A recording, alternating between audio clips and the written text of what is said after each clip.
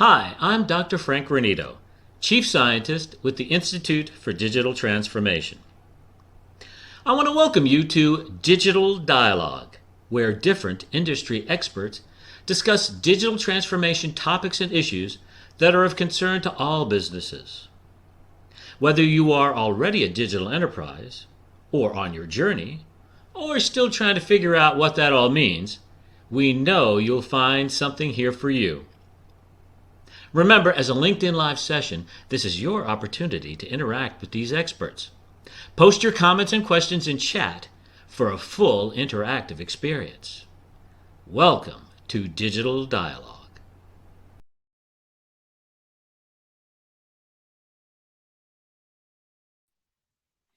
Hello, friends.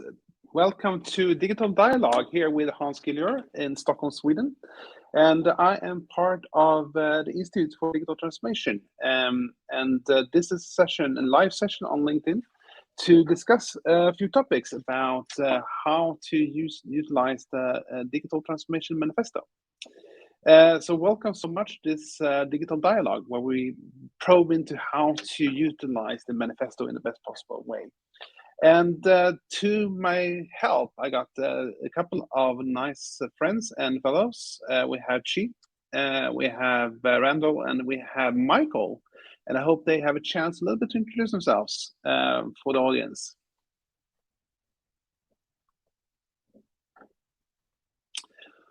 I guess we come back with that later to hold the suspense there about who is the guests here.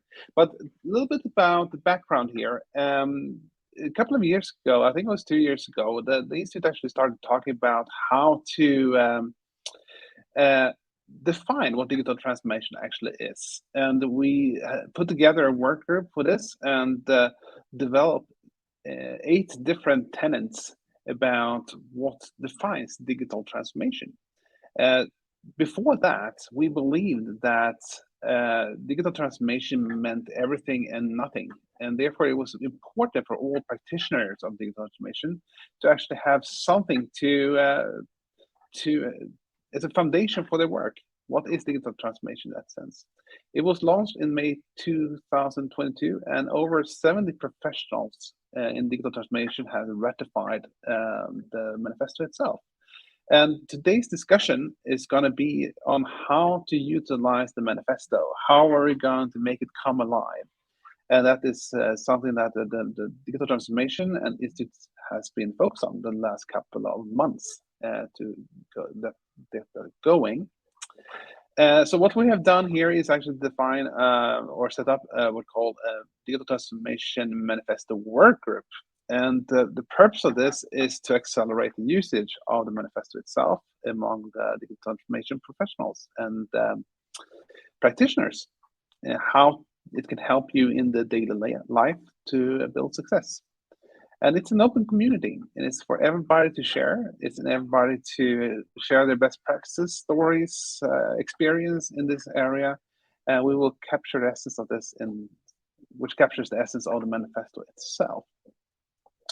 So we started this work group a couple of weeks ago. It's starting to build a foundation of what it actually means and how we're going to work together.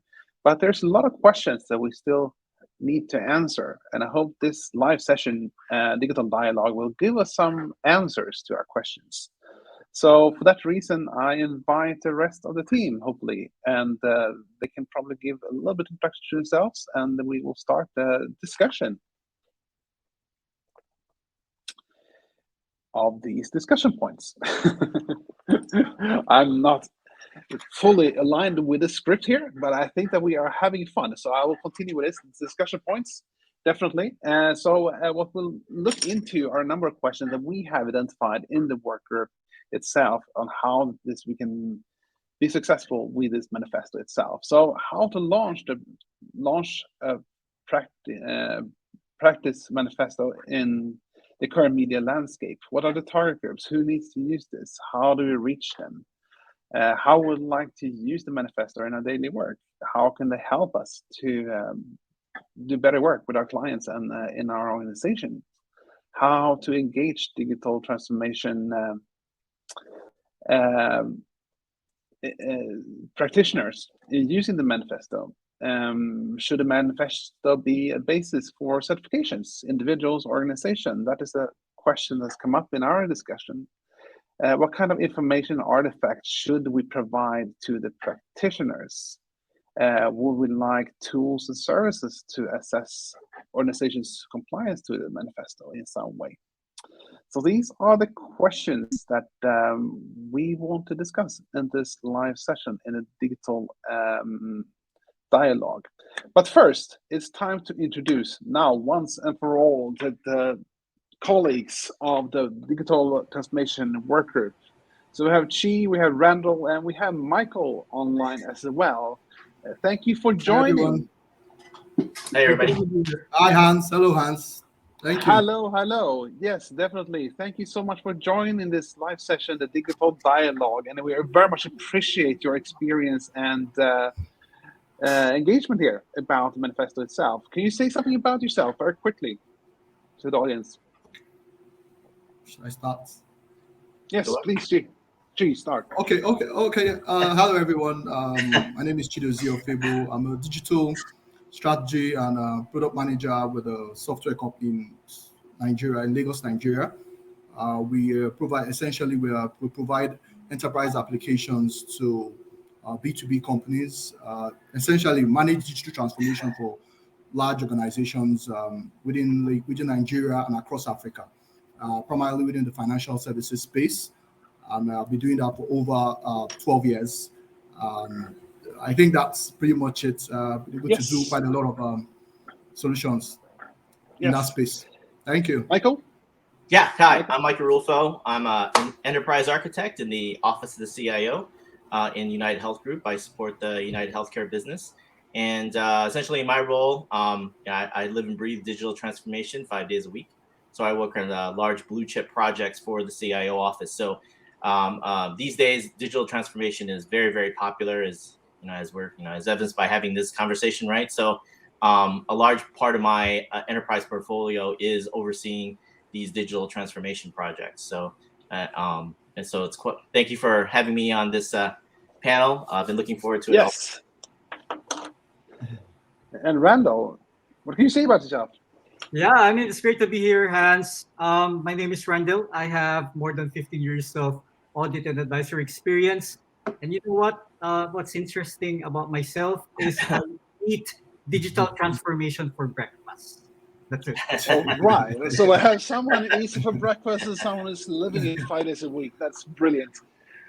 So how do you feel about this manifesto itself? How would you like to use it? How do we reach an audience with the manifesto? Do you have any thoughts and ideas? Chi, what are your thoughts? Okay, thank you, Hans. Digital transformation, there's this, we have this tendency to assume it's strictly technology, but it goes beyond technology. You're looking at business processes, you're looking at people, culture, you're looking at an ecosystem that combines data, that combines business applications, whether new, whether existing or expected. You're looking at architectures. So all this for a typical where this manifesto comes in is that how do you want to talk about these domain areas that impact on digital transformation? We're talking about the people. What kind of skill sets do people who want to champion digital transformation they need to have? What kind of what scope of knowledge do they need to have? How do you want to architect a typical solution, that probably address a digital transformation? What environment do you want to do in terms of security? How will the environment be? What the ecosystem? Are you looking at the cloud infrastructure? So how can you essentially what is future proof when it comes to the concept of digital transformation that doesn't require you to do change management at the same time, without having to impact negatively on the business. So there are areas where you might need to improve. You have areas where you might need to actually create entirely new things, for digital transformation I look at it from two perspectives. You're either improving efficiency for your internal customers or you are enhancing experience for your external customers. So that's the two buckets I want to look at, how the manifesto will have to address those two areas. Thank you. But Michael, if we continue there, I mean, how would you use the manifesto in your daily life? How would you use it together with a customer or an organization? Well, I really like what's written so far in the drafts that I read of the manifesto. So first and foremost, and I think there's a lot of potential there. But the way I'd like to see it used is really to shape the thought leadership in the way that the organization thinks about digital transformation, right? So much in the same way, because I really think the value, or not the only value, but I think one of the biggest values that the manifesto can provide a practitioner, such as myself, operating at an enterprise level, is to really shape, provide a framework that will shape the thinking at the high strategic level, chiefly at the C level, much like what the institutes that already exist in healthcare today. So I operate in the healthcare industry. So there's a lot of prominent research institutions that do a lot of publishing, and they produce a lot of papers. And those papers are often cited in strategic dialogues that I have with the leadership in my organization.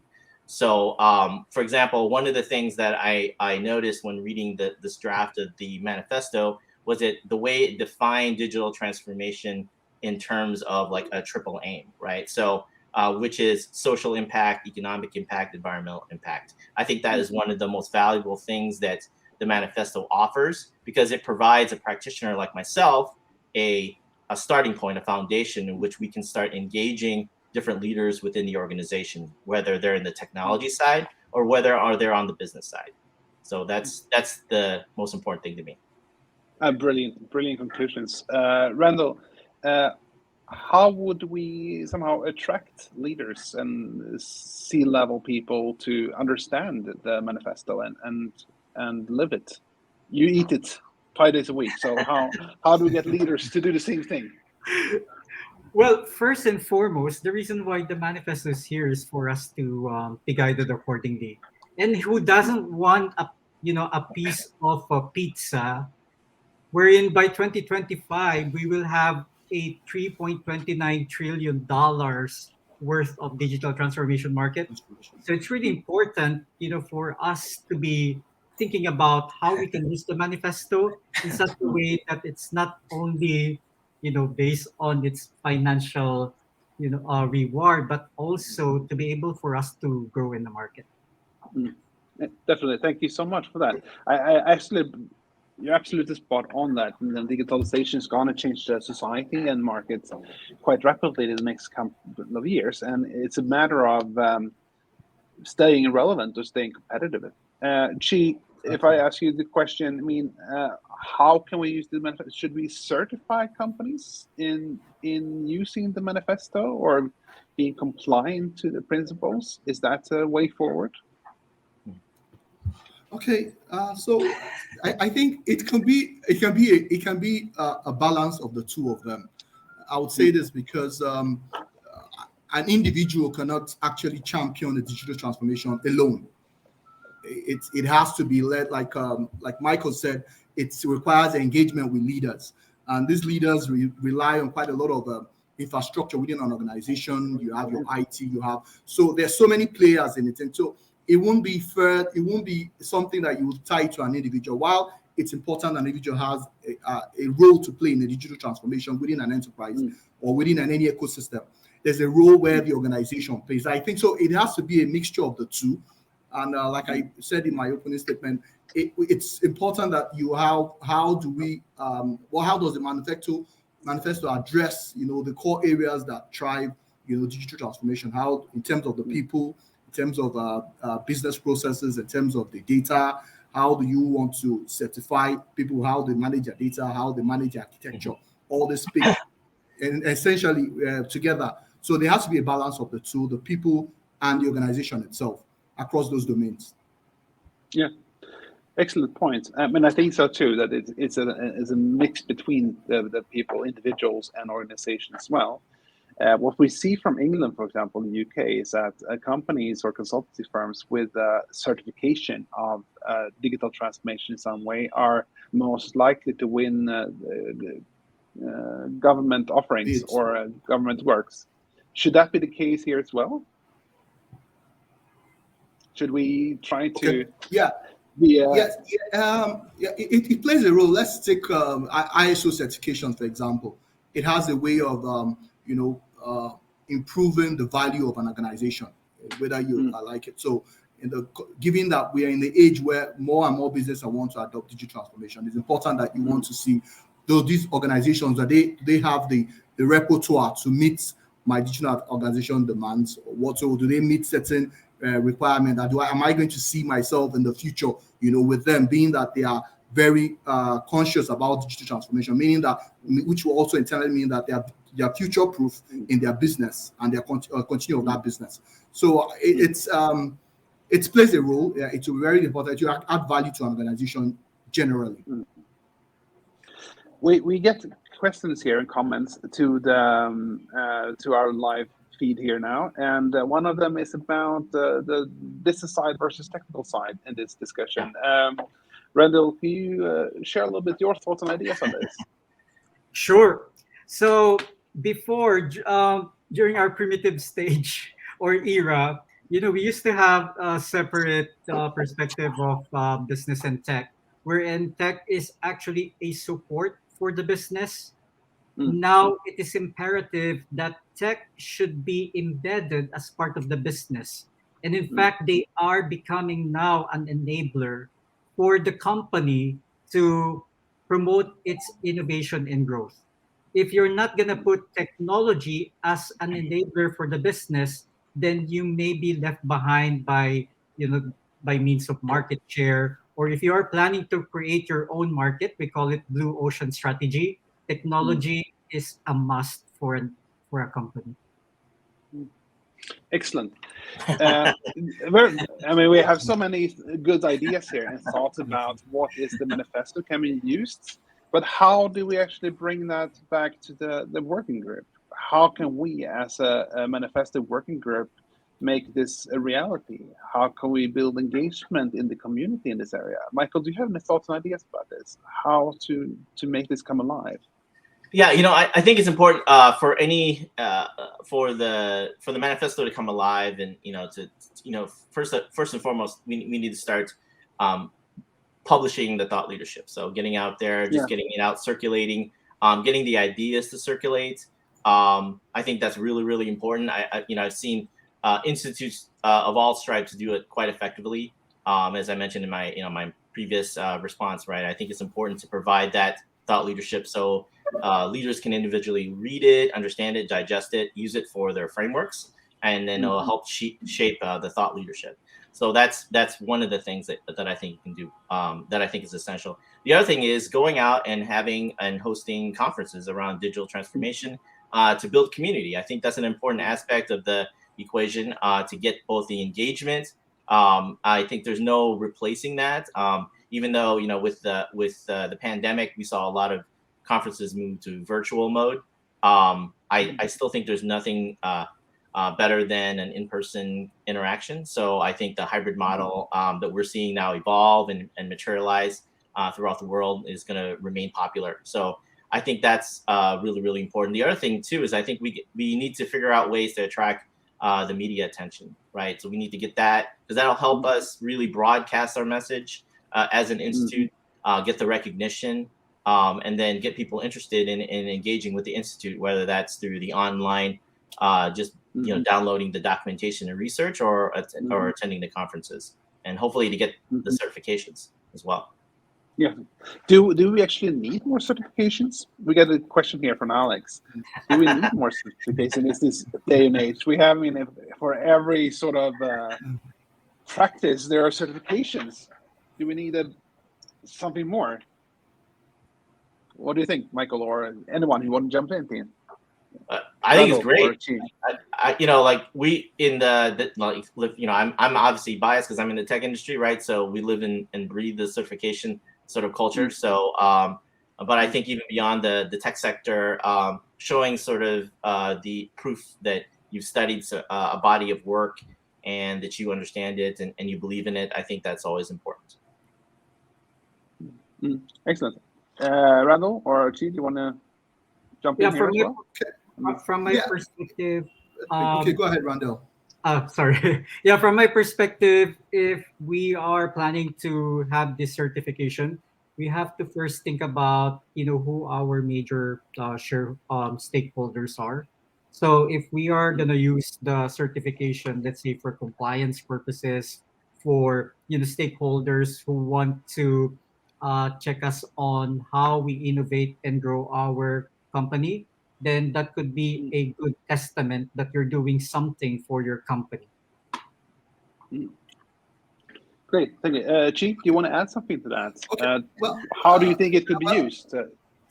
What I would say is one of the ways it could benefit, where its education might come in, will be there might be artifacts that will be created that can be reusable, where organizations can actually copy a template and they are reusable. So we have a sense where, because we're going to create an ecosystem whereby you're going to integrate with technologies, you're going to integrate with people. So it's going to be a general benefit to the ecosystem where we have a standard, some sort of like a standard where everybody is used to.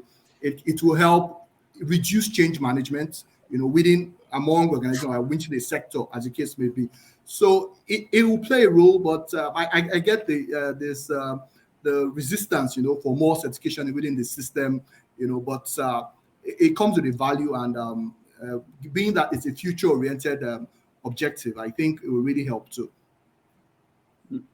Great answers. I mean, for the audience, if you have any comments on this pro or con on certification, please raise your voice there.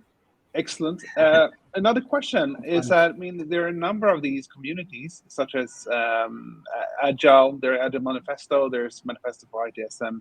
What can we learn from these manifestos, or how they have implemented that manifesto? Michael, do you have any thoughts about that? What did they do that was successful? Yeah, so the way I like to answer that, it's all about helping organizations reach sort of that for a more advanced level or phase of maturity, right? So I saw a question coming out from the audience. I think it was Ravi. I don't remember the last name. About we have all kinds of technology and transformation. Do we actually need more technology to be brought in transformation? And you talk about the definition of transformation. So the way I'd like to respond to that, which relates to your question, Hans, about how can we use the manifesto to be help organizations be more successful, is use technology as sort of the way to get organizations to mature faster, right? Move them down the continuum, right? Because it's all about that. So my favorite story about that is with digital transformation, actually, because I've been in the industry over 23 years, right? So 15 years ago, when cloud started getting really, really popular, everybody, you'd go in an organization and everybody wanted cloud, right? So it's a lot like going out and getting a beer with your friends, right? Everybody wanted it. It feels good to drink it. And the worst like negative downside you're going to get is a hangover the next day, right? So everybody's drinking all this beer, doing all the cloud transformation as part of their digital transformation, right? Well, fast forward 10 years later, and now it's like, oh my God, this is not working out as we thought, right? So it's more like transformation in that stage is more like getting a puppy, right? You go to a vet, you go to a shelter and say, I need a puppy because, in COVID, everybody wanted that companion. And then you get it and you have fun with the puppy. Everybody loves the puppy, right? But then the puppy starts to pee, right? And then starts doing other things inside the house that you don't want. And you realize, oh my God, I can't go back and bring this puppy back to the vet because I got to live with it. I own this puppy. So now you get to the next stage of maturity and realize I got to start training this puppy, and because I got to live with it forever and ever. And that's sort of the stage of maturity that you want to get with any kind of transformation, especially digital, because of the way the transformation process has evolved. Yeah, definitely. I mean, it's absolutely a good point. I think that's the main of the purposes for why we actually start to draft the manifesto itself, because we saw that it was so many different interpretation of what digital transformation actually was. And if you were actually saying that they were going to do digital transformation, they never knew what they were going to get. In that sense, so I think it's absolutely brilliant idea as well. 𝗚𝗂, do we need some sort of a maturity model for this, like CMMI or something like that, to measure level of maturity in this area? What do you think?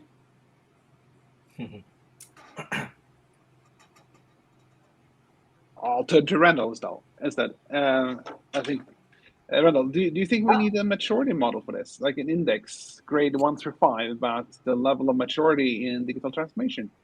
I would say it's a it's a aesthetic tool that we can use to demonstrate how mature we are in terms of digital transformation, but it's not absolutely necessary, I would say. And then just bearing or covering the compliance side of things, you may easily tend to remember what digital transformation is, right? But we don't have a current mechanism in place on how we actually get some reasonable assurance that the digital transformation is working as intended. And so I will not be surprised, by 5 years or 10 years from now, we're going to have a compliance, sector who will focus on digital transformation, including emerging technologies. Yeah, excellent. No, I believe that as well. That's a beautiful point. 𝗚𝗂, welcome back. I think you were frozen there for a minute. But do you think that a consultancy firm or an organization would benefit from being, we're talking maturity scores here, having a high maturity in their work, and that would benefit them in some way on the market or in business? Well, even today, we see organizations. When you look at from there, let's take the technology model, or whatever cloud maturity model, for example. You have managers who are very limited, who are not really there in the cloud per se. You have people who are using it at a very minimal level. You have people who are all cloud first, in their solution provision. So we're still in an environment where it's about where I see how maturity index will look will also require from the perspective of digital transformation. You might have a maturity model in terms of your people. It might speak to certain expectations of where people come in. You might have a maturity model when it comes in terms of your processes or your architecture or your enterprise applications. So all this would really it might not be one foolproof, but you might have, each domain might have its own maturity model where you measure up to see and you rank based on collectively where you stand at that digital transformation level.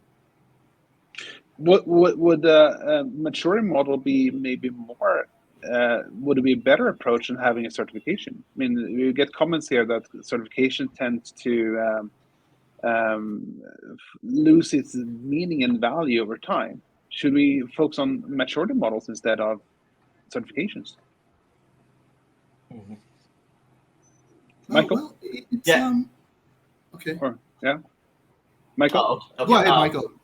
Oh, thank you. Yeah, so I think I mean, you can't get around not having a dialogue around the maturity models when you're talking about certification, right? I think it's going to be one of the areas that is going to be involved in the conversation. I still fundamentally believe in the value of a certification, but with the caveat that we include an assessment about the maturity of the organization, right? So much like CMMI, I think that was one of the things that Randall mentioned, right? And 𝗚𝗂 mentioned that as well.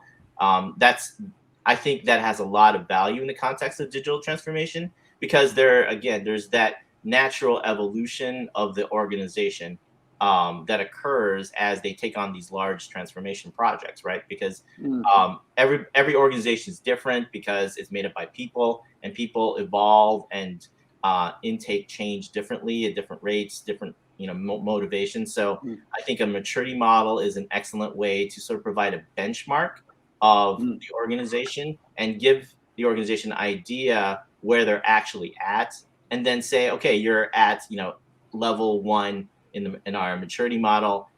These are the steps to get to level 2. So it also enables you to have that conversation and then provides that important starting point. And so that's why I think it has a lot of value. And a certification is sort of a formalized way to get that process going. Yes, excellent. We just wanted to one more question here. We have 5 more minutes to go. And Randall, I think we had a question there from Alec and about compliance. Yeah. Can you give your thoughts about that before we start to wrap up this session? Yep. Well, one of the things that we discussed with the Digital Transformation Manifesto is more on customer centric. So whether it's customer or whether we have partnerships with other companies, we have the responsibility to give reassurance that this particular disruption in the business is actually giving us benefits rather than problems or intricacies, right? And so we are actually bound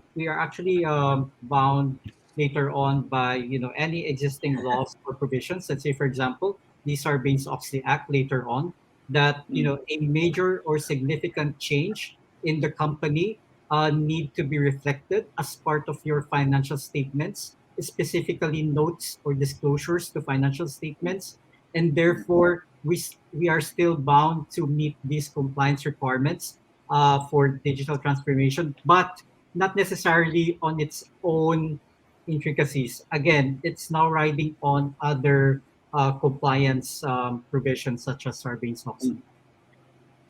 Excellent, Randall. Thank you so much for your response there. That was the final questions for this live session, Digital Dialogue. I thank you so much, Randall, for joining this panel, and I hope to see you so much more in the future when in the work group. And to the audience, I really want to invite you as well to the work group as well, and joining our work to make the manifesto come alive. I think that it will be a short yes. There we have an email address as well. So please join us and make this come alive. We will, as we talked about, we'll probably look into the maturity model and gather a lot of best practices, stories, war stories, and other experience. Thank you so much for joining, and I hope that you all will be join the next session here on Digital Dialogue, where we talk with experts in the field of digital transformation and share their thoughts and ideas. Thank you so much for joining. Thank you. Yeah, thank you, Hans. Thank you. Thank you, everyone. Bye. Bye now. All right. you. Have a nice one.